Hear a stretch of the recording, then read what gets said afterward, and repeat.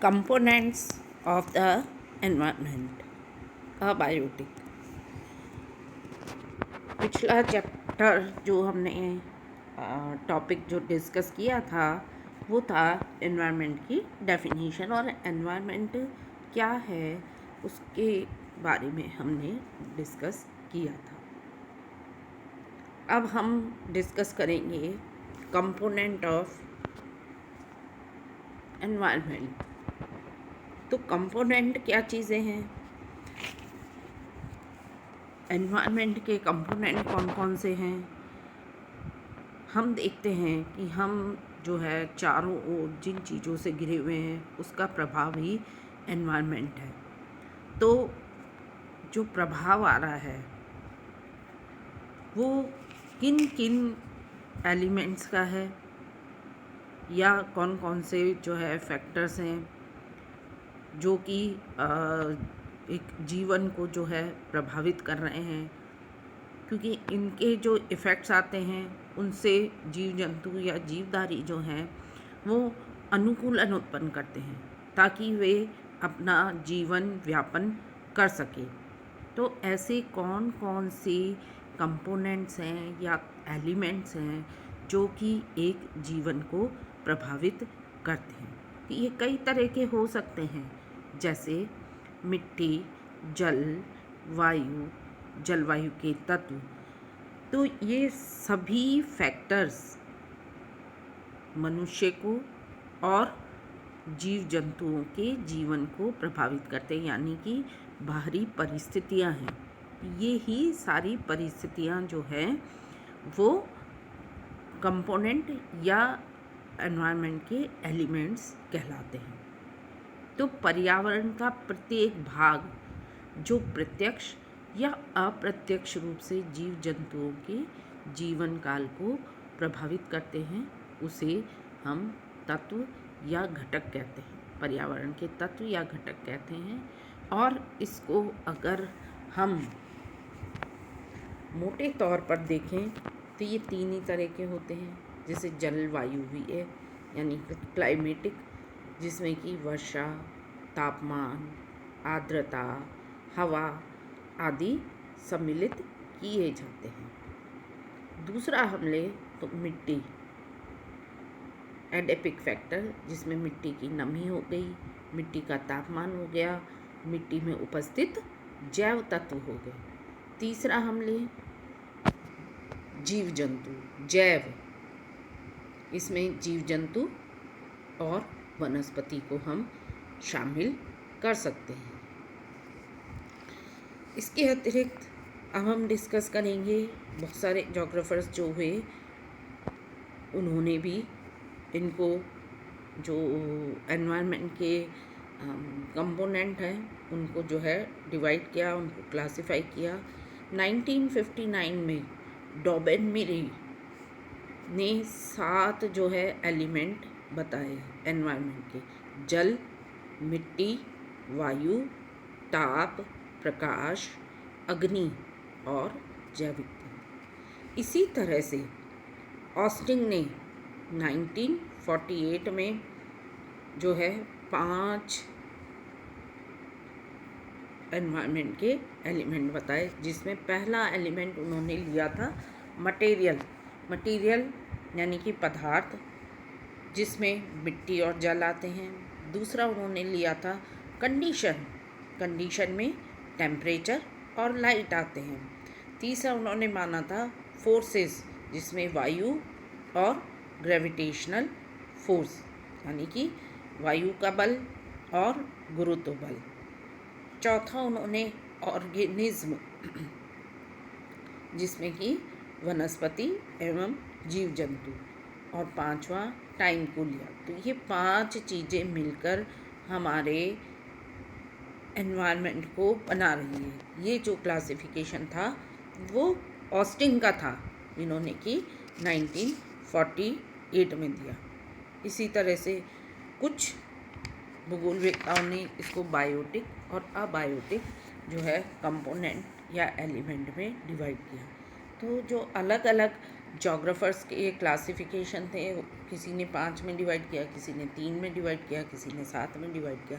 तो इन सभी के जो क्लासिफिकेशन को मिलाकर मोटे तौर पर जो है उसको 2 भागों में विभाजित किया, बायोटिक फैक्टर्स या अबायोटिक एलिमेंट्स और बायोटिक एलिमेंट या फैक्टर्स या कंपोनेंट हम इनको कह सकते हैं। तो अबायोटिक एलिमेंट्स में जैसे हमारे रिलीफ आ गए, क्लाइमेट आ गया, और डिफरेंट टाइप की जो है हमारी लोकेशन है कि कोई भी जो है लैंड फॉर्म कहाँ पे स्थित है। तो उसमें जैसे ये ज्योमेट्रिकल लोकेशन हो सकती है, oceanic location, continental location, vicinal location. तो लोकेशन ये भी एक जो है बहुत इम्पॉर्टेंट रोल है। दूसरा बायोटिक फैक्टर्स, जिसमें ह्यूमन, एनिमल और नेचुरल वेजिटेशन, तो मोटे मोटे तौर पे इन कंपोनेंट में डिवाइड किया गया। तो लोकेशन जो है, पहला हम लेते हैं लोकेशन। लोकेशन में अब जो पहली आती है वो आती है ज्योमेट्रिकल लोकेशन। लोकेशन क्या चीज़ है? लोकेशन जो है ये ग्लोब पर किसी भी देश की अवस्थिति, यानी कि ग्लोब पर कोई भी देश की स्थिति कहाँ है वो लोकेशन कहलाती है, जो कि एक समय के हिसाब से परिवर्तित भी होती रहती है। तो लोकेशन जो है मोटे तौर पे 3 तरह की होती है: geometrical location, oceanic and continental location, और तीसरा विसिनल लोकेशन। ज्योमेट्रिकल लोकेशन ज्यामितीय अवस्थिति, दूसरा समुद्रीय एवं स्थलीय स्थिति, तीसरा निकटवर्ती देशों के संदर्भ में स्थिति। तो अब ये अवस्थिति जो है हमारे किसी भी जगह की, यानी कि कोई स्थान का, ग्लोब पर हम देखें कि कोई भी स्थान कहाँ पर स्थित है, तो वो स्थित है तो उससे एनवायरनमेंट कैसे जो है प्रभावित होगा। स्थिति ही सबसे इम्पॉर्टेंट चीज़ है, क्योंकि उसकी जो होगी क्लाइमेटिक कंडीशंस अलग होंगी सारी की सारी। अगर क्लाइमेटिक कंडीशंस अलग है तो वहाँ पर अलग तरह का वेजिटेशन होगा, अलग तरह के एनिमल्स होंगे, अलग तरह की मिट्टी होगी, अलग तरह का जो है हमारी क्या फिजियोग्राफी होगी। तो ये सारी चीज़ें लोकेशन पर डिपेंड करती है। तो पहला अगर हम ले ज्योमेट्रिकल लोकेशन, तो उसमें जैसे कि आप ज्योग्राफी के स्टूडेंट हैं तो आपको जो है ज्योमेट्रिकल लोकेशन, ज्यामितीय अवस्थिति के बारे में पता होना चाहिए। हमारे जो ग्लोब को हमने काल्पनिक रेखाओं के आधार पर अक्षांशीय और देशांतरीय रेखाओं का एक जाल के रूप में जो है ग्लोब पे बिछाया है, ताकि किसी भी देश की स्थिति पता चल सके। जैसे कि राजस्थान को अगर हम लेते तो राजस्थान कहाँ है, राजस्थान की स्थिति लिखी जाती है, उसकी ज्योमेट्रिकल लोकेशन क्या है, 23 डिग्री 3 मिनट से 30 डिग्री 12 मिनट उत्तरी अक्षांश, और 69 डिग्री 30 मिनट से 78 डिग्री 17 मिनट्स पूर्वी देशांतर। लैटिट्यूड और लॉन्जिट्यूड के बीच में, लैटिट्यूड अक्षांशीय विस्तार, लॉन्जिट्यूड देशांतरी विस्तार के बीच में जो ये मैंने बताई, ये ज्योमेट्रिकल लोकेशन राजस्थान की है। ऐसे ही हम भारत की स्थिति को देखें तो 8 डिग्री 4 मिनट से 37 डिग्री 6 मिनट जो है उत्तरी अक्षांश, और 68 डिग्री 7 मिनट से 97 डिग्री 25 मिनट पूर्वी देशांतर के बीच इनकी स्थिति है। तो स्थिति अब ये पूर्वी भाग में स्थित है, पश्चिमी भाग में स्थित है, उत्तरी भाग में स्थित है, तो किस तरह की इनकी स्थिति है उससे हमें वहाँ की वेजिटेशन, वहाँ की मिट्टी, वहाँ की एग्रीकल्चर, वहाँ की क्लाइमेटिक कंडीशंस के बारे में पता चलता है, क्योंकि जो अर्थ है उसको मोटे तौर पे जो है 3 जोन में विभाजित किया है। जो इक्वेटर के पास है 23.5 डिग्री उत्तरी अक्षांश से 23.5 डिग्री दक्षिणी अक्षांश के बीच का जो क्षेत्र है वो टॉरिड जोन है, यानी कि उष्णकटिबंधीय क्षेत्र है। 23.5 डिग्री से 66.5 डिग्री दोनों अक्षांशों पर जो क्षेत्र है वो टेम्परेट जोन है, और 66.5 डिग्री से 90 डिग्री दोनों अक्षांशों पर, उत्तरी अक्षांश और दक्षिणी अक्षांश पर, वो फ्रिजिड जोन है। तो जैसा कि नाम है टॉरिड जोन, जो कि हमेशा जहाँ पर कि गर्म तापमान अधिक, वर्षा अधिक होती है। फिर आता है उपोष्ण टेम्परेट जोन, जहाँ पर कि सम तापमान, शीत, जहाँ पर कि सर्दियाँ भी आती है, गर्मियाँ भी आती है, और टेम्परेचर जो है करीब करीब इक्वल रहते हैं। फिर आता है फ्रिजिड जोन, जहाँ पर कि ज़्यादातर समय में बर्फ़ जमी रहती है। तो इससे क्या होता है, मनुष्य के स्वभाव पर भी जो है प्रभाव पड़ता है। जैसा कि देखा गया है, ये स्टडी में पाया गया है कि उत्तरी क्षेत्रों के मनुष्य शारीरिक रूप से मजबूत होते हैं।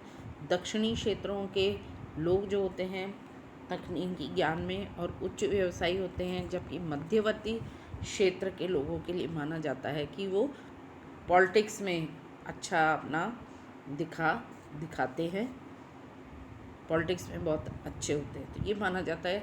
तो एनवायरनमेंट इन्हीं चीज़ों से जो है बन रहा है। दूसरा हम लेते हैं मैरीटाइम एंड कॉन्टिनेंटल लोकेशन, समुद्री और स्थलीय स्थिति। समुद्र से घिरे हुए समुद्री स्थिति, यानी कि समुद्र के आसपास, महासागरों के आसपास किनारे पर जो देश हैं, जो क्षेत्र हैं, उनका एनवायरनमेंट अलग होगा। और जो ऐसे क्षेत्र हैं चारों तरफ से जो है स्थलीय भागों से घिरे हुए हैं समुद्र से, तो उनकी क्लाइमेटिक कंडीशन, उनका जो है एनवायरनमेंट अलग अलग होगा। अब इसमें भी अलग अलग नाम दे देते हैं, एक सागरीय स्थिति, द्विसागरीय स्थिति, 3 सागरीय स्थिति, है ना, बहुसागरीय स्थिति। जैसे एक सागरीय स्थिति वाले देश हम उदाहरण ले सकते हैं ईरान, पाकिस्तान, बांग्लादेश। द्विसागरीय स्थिति इटली, भारत, चिली, स्पेन। 3 सागरीय स्थिति कनाडा, फ्रांस, टर्की। और बहुसागरीय स्थिति जो कि चारों तरफ से घिरे हुए हैं, ग्रेट ब्रिटेन और जापान को ले सकते हैं। इसी तरह से तो समुद्री स्थिति का प्रभाव जो क्या होता है, उनकी कनेक्टिविटी दूसरे कंट्रीज से बहुत अच्छी रहती है, क्योंकि जो ट्रेड होता है, जो व्यापार होता है, वो बहुत अच्छे से हो पाता है। महाद्वीपीय स्थिति, इनकी कोई भी जो है भाग समुद्री तट से लगा हुआ नहीं होता, और ये चारों तरफ से जो है स्थलीय भाग से घिरे रहते हैं। इसलिए इनको ऐसे भाग को या ऐसे राज्य को जो है लैंड लॉक्ड जो है स्टेट्स कहते हैं, जिसे या इंटीरियर लोकेशन भी कहते हैं। ये जो है समुद्री स्थिति। अब समुद्री स्थिति में भी हम जो है इंसुलर लोकेशन यानी द्वीपीय स्थिति, जो चारों ओर से पानी से घिरे रहते हैं, तो वो जो है इंसुलर लोकेशन कहलाता है। ये व्यापारिक दृष्टि से बहुत फ़ायदेमंद होता है। जैसे Japan, New Zealand, great Britain, Sri Lanka, Indonesia, इनकी जो है द्वीपीय स्थिति। कोस्टल लोकेशन तटीय स्थिति, यानी कि किसी देश की सीमा समुद्र को छूती हुई होता है, उसे तटवर्तीय या तटीय स्थिति कोस्टल लोकेशन कहते हैं। यहाँ भी ये जो है अगर एक तट भी मिल रहा है तो जो है ट्रेड के हिसाब से बहुत अच्छा रहता है। ग्रेट ब्रिटेन, यूएसए, यूरोपीय कंट्री, इस तरह से जो है उन्नति व्यापार में जो है से क्षेत्र जो है उन्नति करते हैं। पेनिनसुलर लोकेशन यानी कि प्रायद्वीपीय स्थिति, यदि कोई देश तीनों ओर से समुद्र से घिरा हो तो उसको प्रायद्वीपीय स्थिति कहते हैं। जैसे भारत है, सऊदी अरब है, दक्षिण अफ्रीका है, स्पेन है, इटली है, ये जो है सारे प्रायद्वीपीय स्थिति वाले देश हैं। तो इनको भी जो है जलीय मार्गों की सुविधाएं प्राप्त होती है, जिससे कि आर्थिक विकास होता है। किसी भी देश के आर्थिक विकास के लिए, व्यापार के लिए जो है समुद्री स्थिति का होना बहुत आवश्यक है। और कॉन्टिनेंटल वाले देश जो सिर्फ चारों ओर से इससे स्थलीय भागों से घिरे रहते हैं, जैसे नेपाल, भूटान, अफगानिस्तान, तो ये लैंड लॉक्ड है। तो इनको जो है विदेश ये जो है फॉरेन ट्रेड जो है नहीं कर पाते हैं और इनके लिए फॉरेन ट्रेड करना मुश्किल होता है। लोकेशन ऑन ट्रेड रूट्स, जो व्यापारिक मार्गों पर स्थित होते हैं देश, क्योंकि अंतर्राष्ट्रीय व्यापारिक मार्गों पर जो कंट्री हैं वहाँ पे जो है आर्थिक विकास जो है तेज़ी से हुआ है। जैसे कि इसमें सबसे बढ़िया उदाहरण सिंगापुर का ले सकते हैं।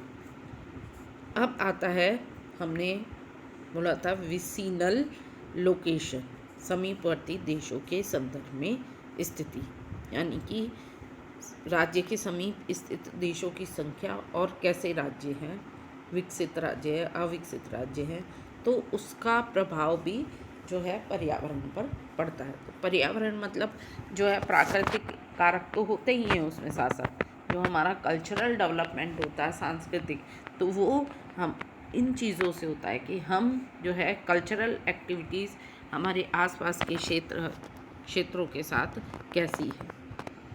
अब आता है क्लाइमेट रिलीफ उच्चावच, यानी कि हमारा धरातलीय स्वरूप जो है कैसा है, क्योंकि ये भी पर्यावरण के प्रभाव की सीमा को निर्धारित करते हैं। धरातल में हम मुख्य रूप से देखें तो तीन जो है इस अर्थ पर तीन भागों पर्वत, पठार और मैदान में जो है बांटा है। पृथ्वी का 26% भाग पर्वतीय है, 33% भाग पठारी है और 41% भाग मैदानी है। और भारत में 29% पर्वतीय है, 27% जो है प्लेटो है और 43% मैदानी भाग है, प्लेन एरिया है। तो सबसे अच्छी लाइफ जो होती है, जहाँ पर कि सबसे अच्छा विकास होता है, वो होता है प्लेन एरियाज़ होते हैं। इसलिए विश्व में जितनी भी सभ्यताएं विकसित हुई हैं वो नदियों के किनारों पर मैदानी भागों में विकसित हुई है। जैसे पाकिस्तान और भारत में सिंधु नदी, मिस्र में नील नदी सभ्यता, इराक में मेसोपोटामिया, चीन में हांगो, मैक्सिको में माया, ये आदि सभ्यताएं जो है मैदानी भागों में ही विकसित हुई है। सबसे कठिन जो जीवन है वो पहाड़ों का है, क्योंकि वहाँ पर जो है विकास नहीं, आर्थिक विकास नहीं हो पाता आसानी से, आर्थिक क्रियाएं मुश्किल से होती है, इकोनॉमिक एक्टिविटीज़ जो है बहुत मुश्किल से होता है। ज़्यादातर जो है वहाँ पर नोमैडिक हर्डिंग्स, फूड गैदरिंग, शिकार, स्थानांतरित कृषि यही हो पाते हैं। वहाँ के लोग जो है सिर्फ अपने आप का पेट ही भर पाते हैं। फिर धरातलीय भाग, यहाँ पर भी जो है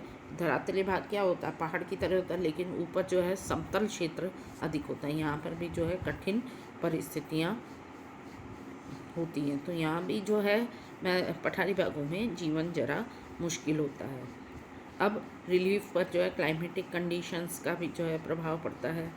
जैसे जैसे नीचे प्लेन एरिया में जो है अच्छा जीवन होता है, क्लाइमेटिक कंडीशन अच्छी होती है, जबकि ऊंचे भागों में जाएंगे तो वहाँ पर जो है ठंड ज़्यादा रहेगी, बारिश ज़्यादा होगी। तो इस तरह से जो है क्लाइमेटिक कंडीशंस भी अच्छी नहीं होती। पठारी क्षेत्रों में ज़्यादातर पठारी क्षेत्र जो होते हैं वो शुष्क और अर्धशुष्क होते, कृषि के लिए अनुकूल नहीं होते। सिर्फ जहाँ पर ज्वालामुखी उद्गार होते हैं वहाँ कृषि के लिए अनुकूल होते हैं। तो इस तरह से जो रिलीफ फीचर्स का प्रभाव भी हमारे एनवायरनमेंट पे पड़ता है। अब हम लेते हैं क्लाइमेट। सबसे किसी भी एनवायरनमेंट को प्रभावित करने वाला जो फैक्टर है, जो एलिमेंट है, जो कंपोनेंट है, वो है क्लाइमेट।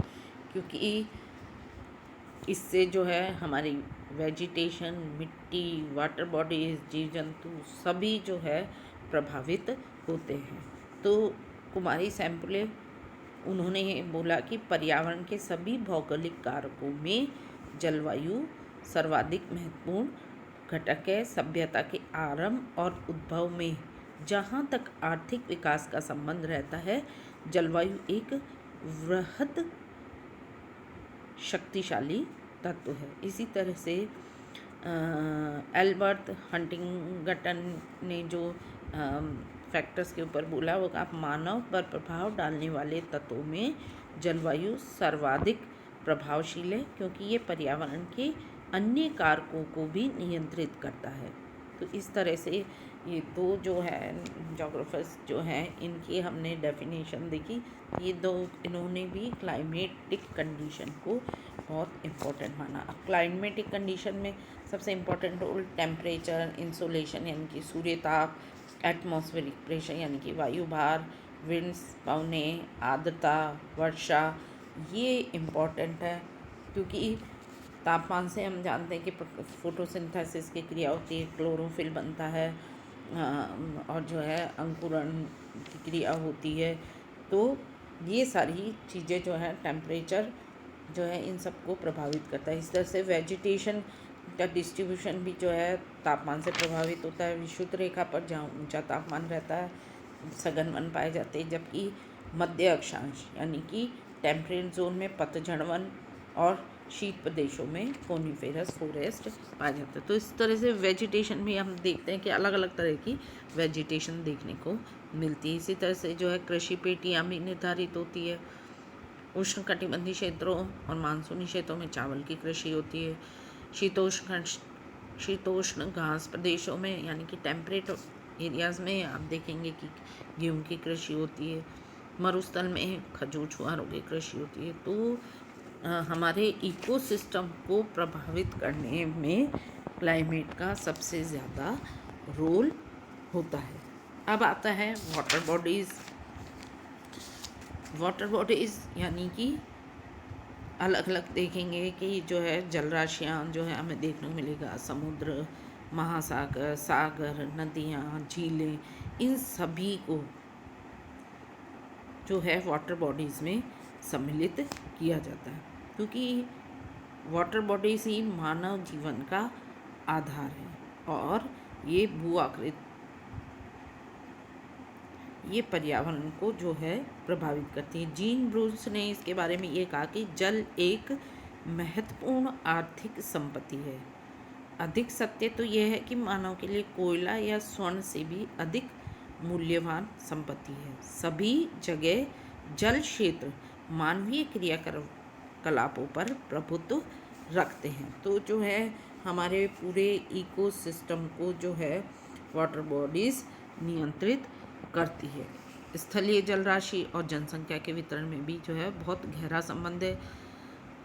जल राशियों के द्वारा ही विभिन्न प्रकार के उच्चावच जो हैं निर्मित हुए हैं। महासागर और सागर जो है जलवायु को प्रभावित करते हैं। वायु में नमी की मात्रा, वाष्पीकरण, तापमान में न्यूनता, ये सब वाटर बॉडीज से जो है प्रभावित होते हैं। तो और हम देखते हैं कि वाटर बॉडीज़ का भी अपना अलग अलग इकोसिस्टम होता है। अलग अलग इकोसिस्टम में अलग अलग तरह के जीव जंतु विकसित होते हैं। तो जो है ये वाटर बॉडीज़ जो हैं वो इनका जो है बहुत इम्पोर्टेंट रोल रहता है। तो ये सारे हमारे अबायोटिक फैक्टर्स थे या कंपोनेंट, इनको कंपोनेंट कहते हैं, एलिमेंट कहते हैं, जो कि हमारे एनवायरनमेंट को बनाते हैं। नेक्स्ट जो है उसमें हम बायोटिक एलिमेंट के बारे में अध्ययन करेंगे। Thank you.